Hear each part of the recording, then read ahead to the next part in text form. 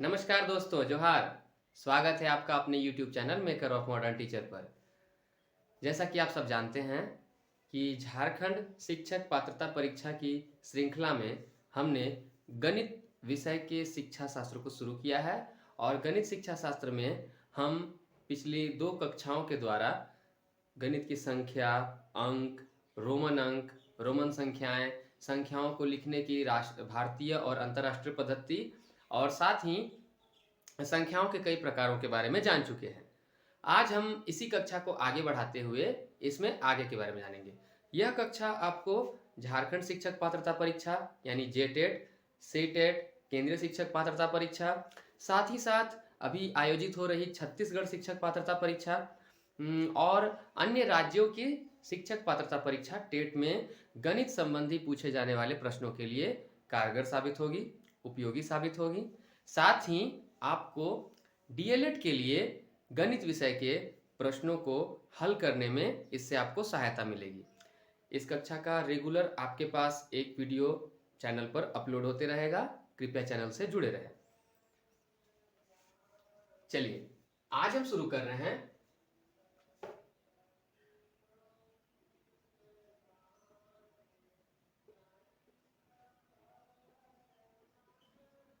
गणित शिक्षण यानी कि पेपर 1 में पूछे जाने वाले प्रश्न के अंतर्गत हमने संख्याओं के प्रकार को पढ़ा था। पिछली कक्षा में हमने क्या पढ़ा था?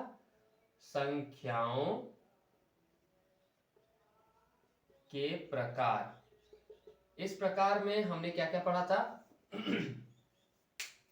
इस प्रकार में हमने अभी तक जाना कि अगर संख्याओं की बात करें तो कई प्रकार की संख्याएं होती हैं।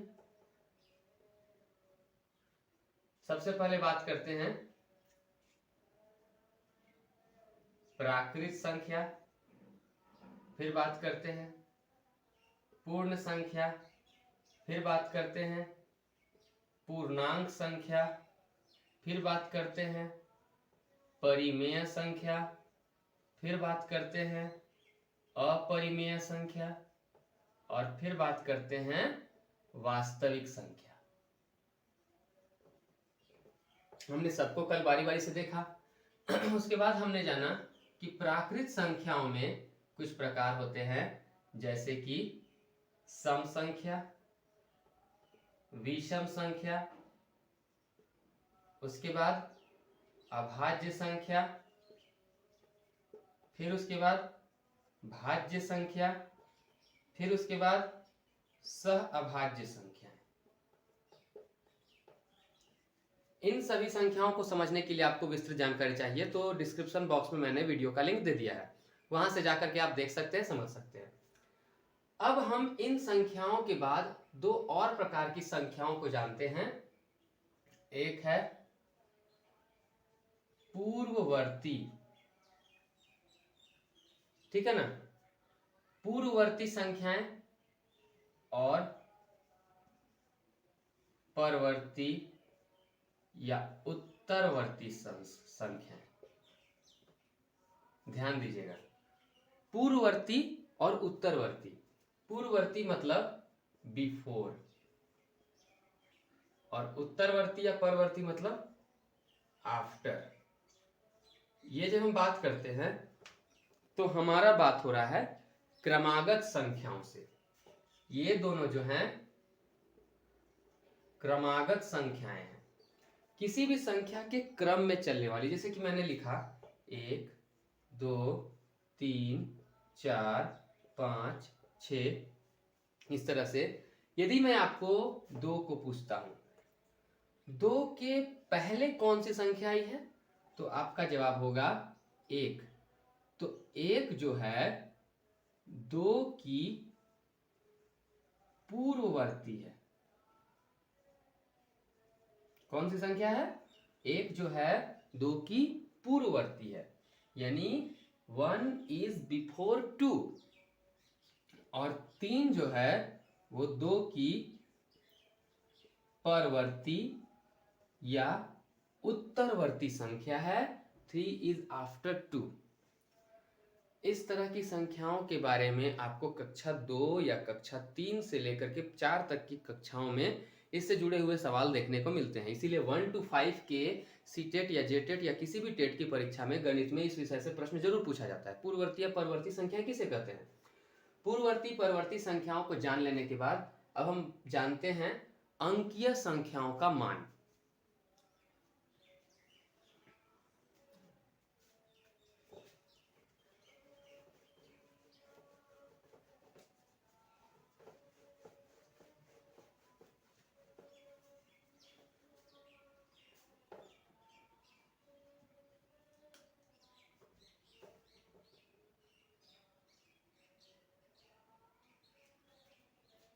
हेडिंग लगाते हैं संख्या के अंक। मतलब क्या है सर? मतलब ये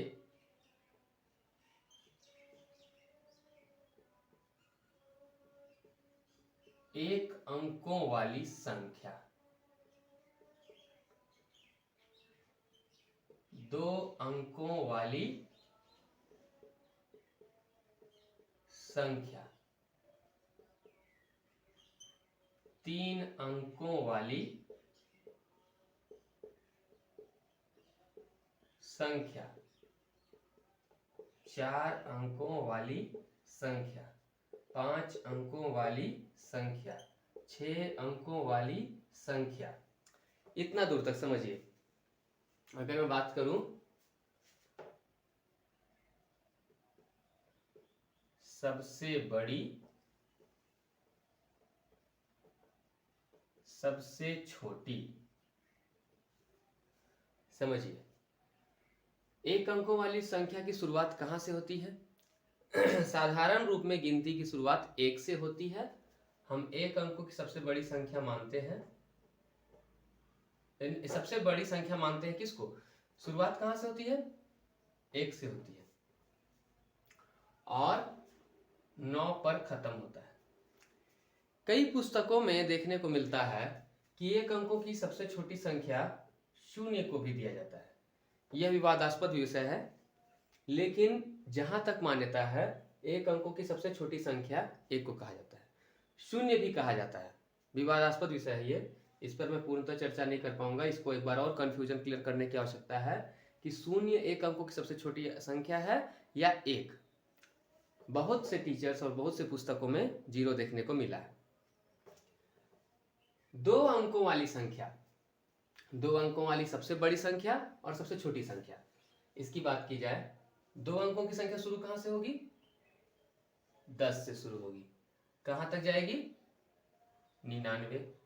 उसी तरह ये कहां से? 100 से शुरू होगी। कहां तक जाएगी? 999। 4 अंकों की संख्या शुरू कहां से होती हैं? 1000 से शुरू होती है, खत्म कहां पर होती हैं? 9999। कैसे बन रही हैं ये संख्याएं? कैसे हम इन्हें समझ पाए? जब भी आप किसी संख्या की बात करते हैं तो ध्यान दीजिएगा, जैसे मान लीजिए 2 अंकों की संख्या की बात की है तो शुरुआत 1 से ही करेंगे। 1 के बाद पहला संख्या 0, 10 लग गया। और सबसे बड़ी संख्या पूछा जाएगा तो जितना अंक है ना उतना 9। 3 अंकों वाली सबसे बड़ी संख्या की बात किए तो सबसे शुरू में 1 होगा और बाकी 2 ठो 0। 4 अंकों वाली संख्या की बात की जाए तो पहला अंक 1 होगा और बाकी 3 गो 0, 4 9। इसी प्रकार से यहां 10,000, 99,999। यहां बात की जाए 4 5 6, 1,00,000, 9,99,999। कुल मिला के सब हुआ। अब मान लीजिए हम आपसे पूछते हैं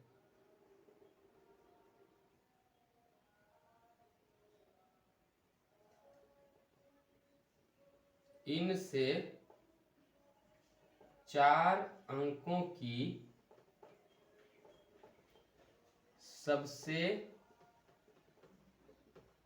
बड़ी व सबसे छोटी संख्या बनावें।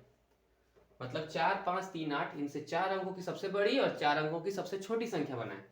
कैसे संख्याएं बनाई जाती हैं इसे समझिए। जैसे मान लीजिए 4 अंक हैं, 4 अंकों की सबसे छोटी सबसे बड़ी बनाना है।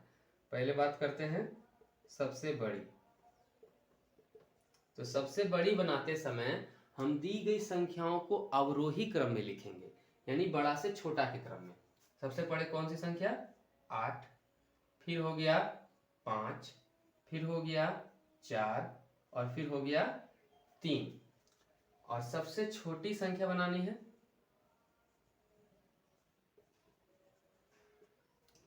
तो ये आरोही क्रम में, यानी छोटा से बड़ा के क्रम में।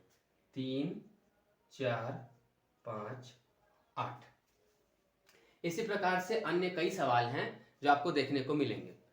ये होते हैं संख्याओं के अंकों के आधार पर। इनसे भी आपको 1 to 5 में सीटेट में, जेटेट में, अन्य टेट में प्रश्न देखने को मिलते हैं। चलिए अब हम इसके आगे को देखते हैं।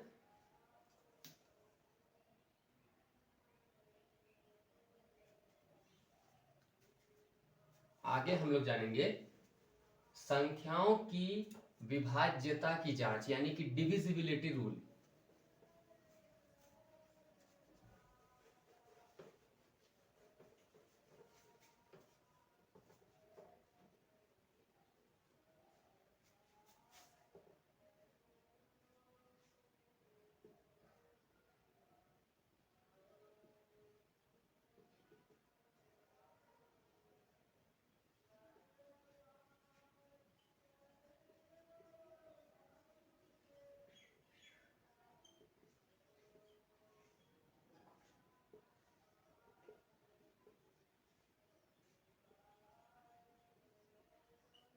Divisibility rule.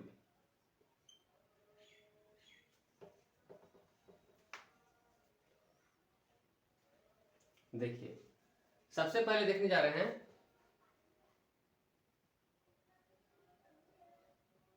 2 से।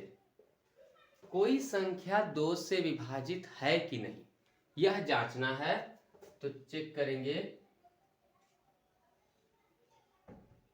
इकाई अंक या अंतिम अंक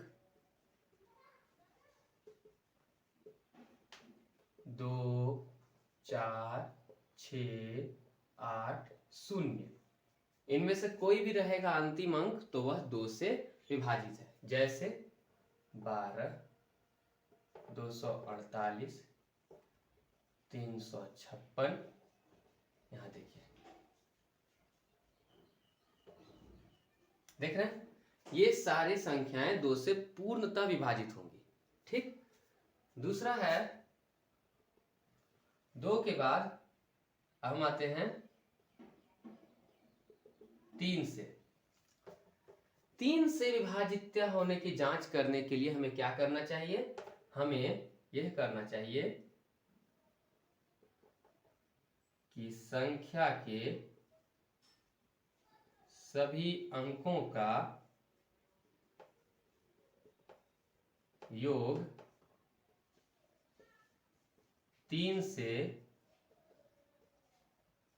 पूरी तरह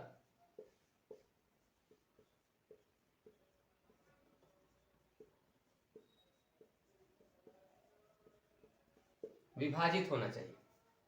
संख्याओं के सभी अंकों का योग 3 से पूरी तरह विभाजित होना चाहिए। ठीक है। जैसे हम आपके सामने एक दे रहे हैं,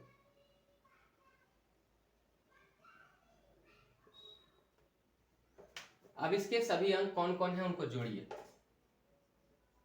1 जोड़ 2 जोड़ 4 जोड़ 5 जोड़ 9 जोड़ 7। 1 2 3, 3 4 7, 7 5 12, 12 9 21 और 21 7 28। कितना आया?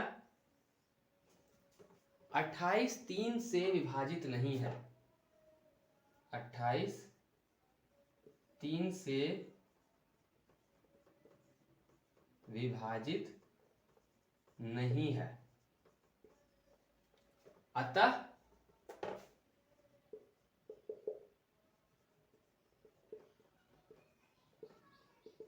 दी गई संख्या 1 2 4 5 9 7 3 से विभाजित नहीं होगी। समझे? जब कोई संख्या को 3 से विभाजित है कि नहीं है ये जानना हो तो उसके सभी अंकों को हम जोड़ देते हैं। जोड़ने पर जो संख्या मिलेगी उसको चेक करते हैं कि क्या वो 3 से विभाजित है कि नहीं है। 3 का पहाड़ा में 27 आता है, 28 नहीं आता है। इसी प्रकार एक और उदाहरण दे सकते हैं।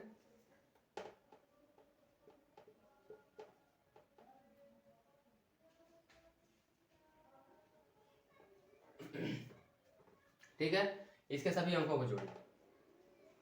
2 जोड़ 5 जोड़ 7 जोड़ 4 जोड़ 0, 2 5 7 7 7 14 4 18 0 18, यानी कि यस विभाजित है। इस प्रकार 2 और 3 के विभाजितता की जांच करने के नियम हैं। आगे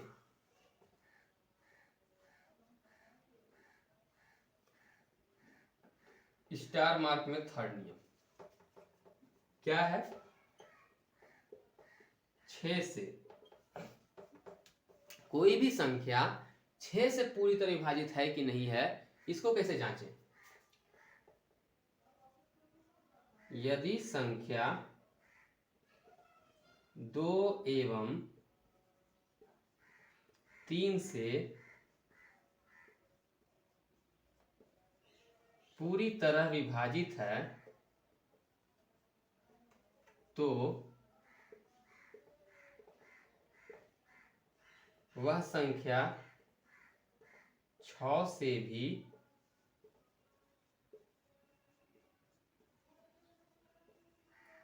पूरी तरह विभाजित होगी। मतलब कि अगर संख्या 2 और 3 से पूरी तरह विभाजित है तो वह संख्या 6 से भी पूरी तरह विभाजित होगी। हम इसी उदाहरण की बात करते हैं। 2 5 7 4 0, चूंकि अंत में है 0 तो हमने पढ़ा कि 0 जो होगा वह 2 से पूरा विभाजित है, यानी कि 2 से है।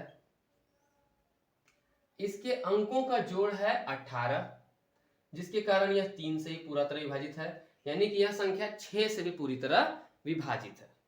इस तरह 2 3 और 6 के नियम हुए। ठीक है, चलिए इसके आगे देखते हैं।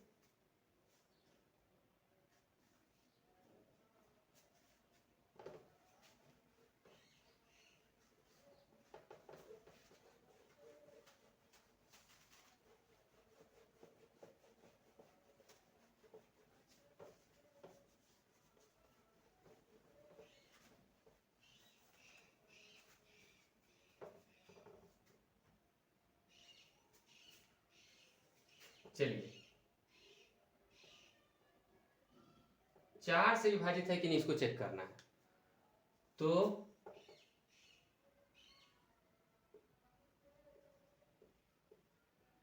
दी गई संख्या के अंतिम 2 अंक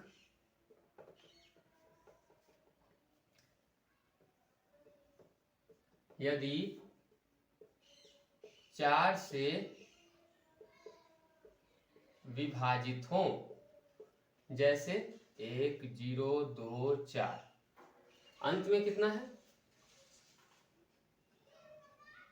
24 4 से विभाज्य है, यानी कि 24 में 4 से भाग लगाया जा सकता है। 4 छक 24, इसका मतलब है कि यह संख्या 4 से पूरी तरह विभाजित है। एक और उदाहरण ले।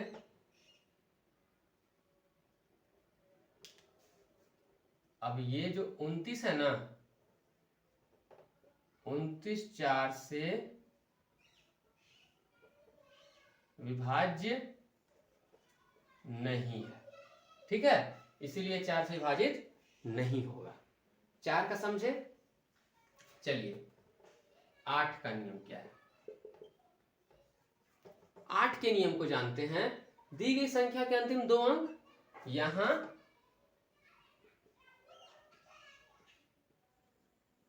अंतिम 3 अंक, जैसे मान लीजिए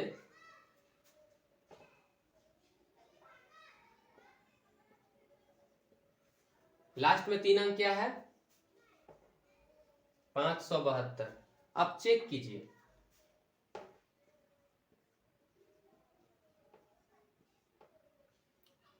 8 सत्ते 56,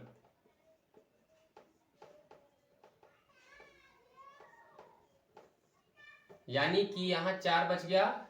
572 8 से पूरी तरह विभाजित नहीं है, यानी कि यह 8 से पूरी तरह विभाजित नहीं है, यानी अंतिम 3 अंक विभाजित होना चाहिए। ठीक है, 4 और 8 आपने देखा। चलिए अब देखते हैं 5 से। कोई भी संख्या 5 से पूरी तरह विभाजित है कि नहीं, इसको जानने का तरीका,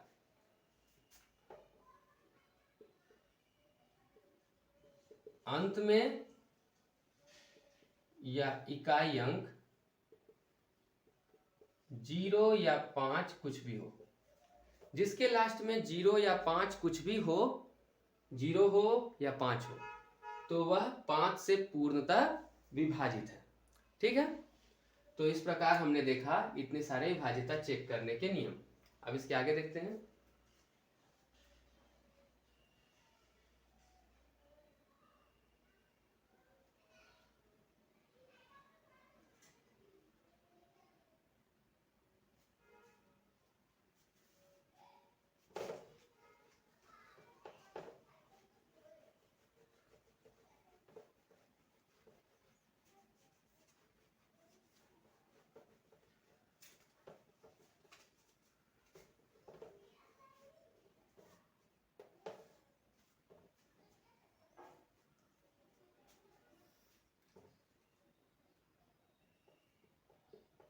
नौ से 3 की तरह 9 चलता है।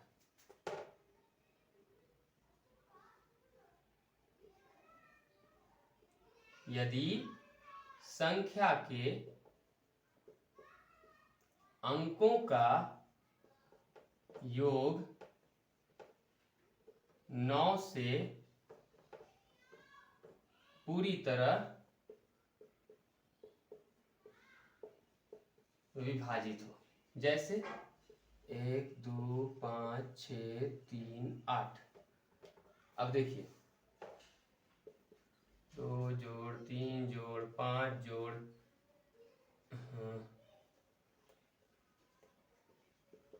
6 जोड़ 3 जोड़ 8, कितना आया?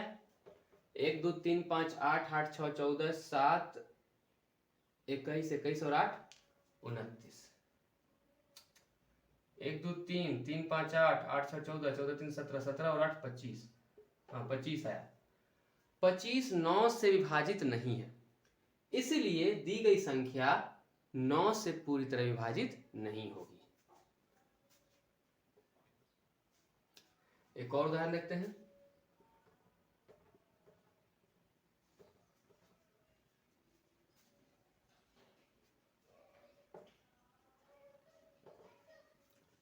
समझाने के लिए थोड़ा आसान दिए हैं, इसको इसे समझिए। 4 जोड़ 0 जोड़ 5 जोड़ 6 जोड़ 1 जोड़ 8। 4 5 कितना हो गया? 9 हो गया। 9 6 कितना हो गया? 15 15 और 1 16 16 और 2 कितना हो गया? 18। यानी कि यह संख्या 9 से पूरी तरह विभाजित है, यानी कि यह 9 से विभाजित होगी। तो 9 का देख लिया आपने। चलिए अब 7 का देखते हैं।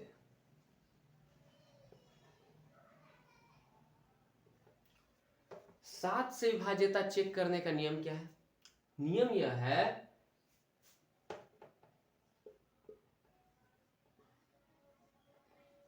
अंतिम 2 अंकों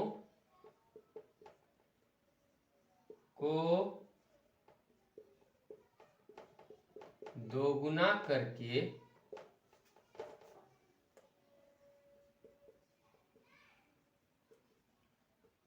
शेष अंकों से घटाने पर बची संख्या यदि 7 से पूर्णतः विभक्त हो। मतलब क्या है, मान लीजिए 1 2 5 6 7 3 1 4 8, अंत में कितना है 48। 48 को दोगुना किए, 8 दूनी 16, 1 4 दूनी 8 और 1 9, कितना आया 96। बची हुई शेष संख्या कितनी है 1 2 5 6 7 3, ये दो अंकों को छोड़ करके बची हुई संख्या। अब उसमें से इसको घटाइए, 9 6, 13 में से 6 गया 7 और 16 में से 9 गया 7, 5 हो गया, 5 हो गया। अब आप इसको चेक कर लीजिए,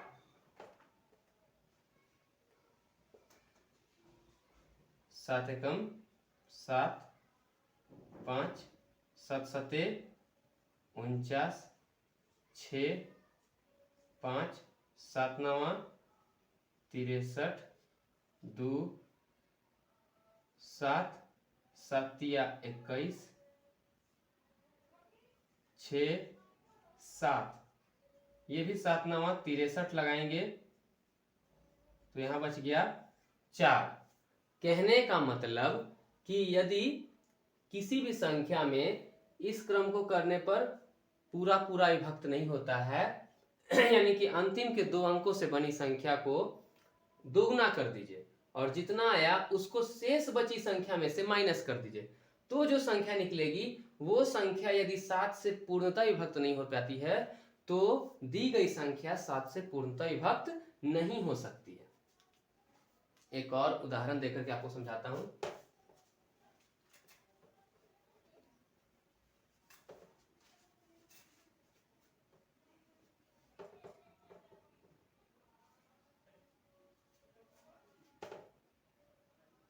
दो 4 2 9, ओहो थोड़ा सा गड़बड़ हो गया, अंतिम दो अंक नहीं अंतिम अंक को,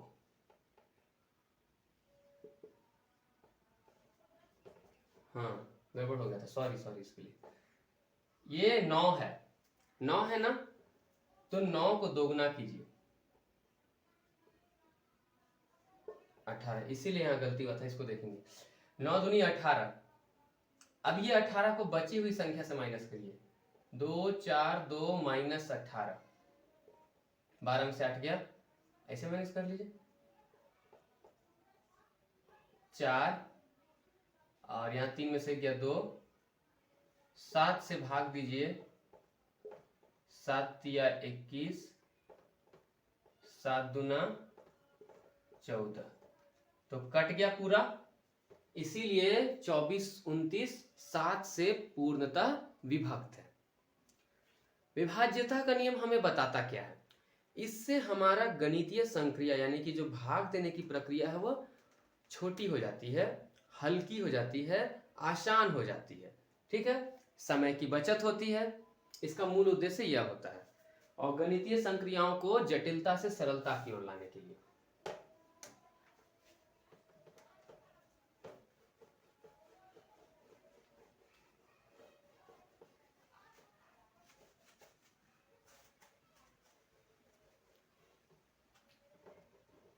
एक और इंपॉर्टेंट है, 10 का तो समझ रहे हैं सब, अंत में 0 हो, ये खत्म हो गया। 11 को जानिए, यहां तक का विभाज्यता का नियम आपको कम से कम याद रखना है। याद रखिए 11 से पूछा जाता है, 11 को समझिए, एक उदाहरण से बताते हैं।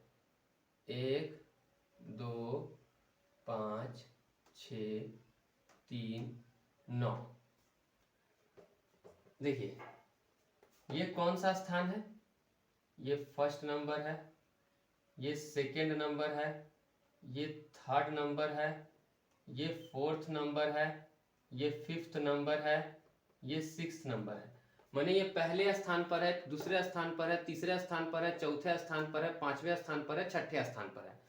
जो पहला हुआ वह एक विषम स्थान है।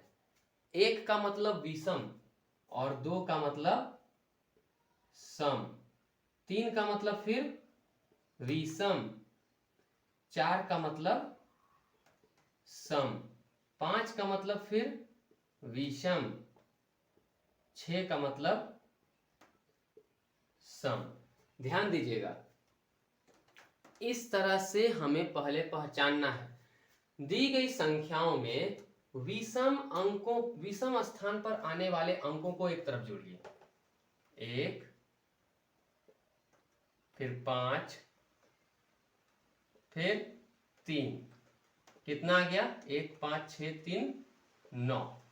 ठीक, सम स्थानों पर आने वाले अंकों को एक तरफ जोड़िए। 2, 6, 9, 2, 6, 8, 9, 17। अब इनके मध्य का अंतर देखिए, अंतर यानी कि घटाइए।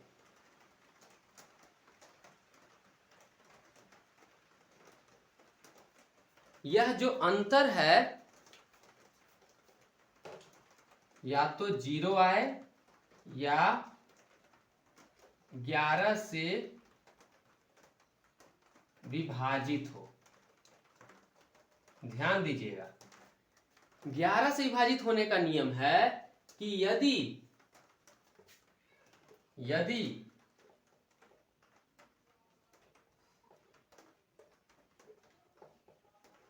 सम स्थान पर आने वाले सभी अंकों का योग तथा विषम स्थान पर आने वाले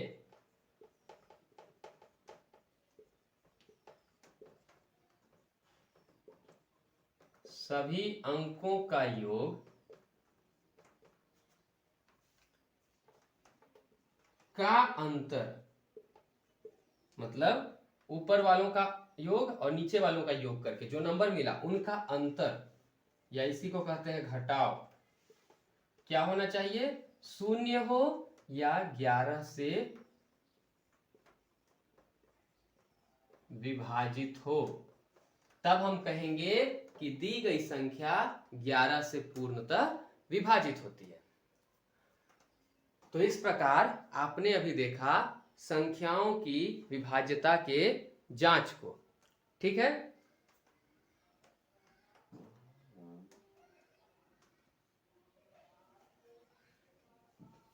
संख्याओं से की विभाज्यता के जांच को। अगली कक्षा में हम लोग इसके आगे जानेंगे दशमलव संख्याओं के बारे में। तब तक के लिए धन्यवाद।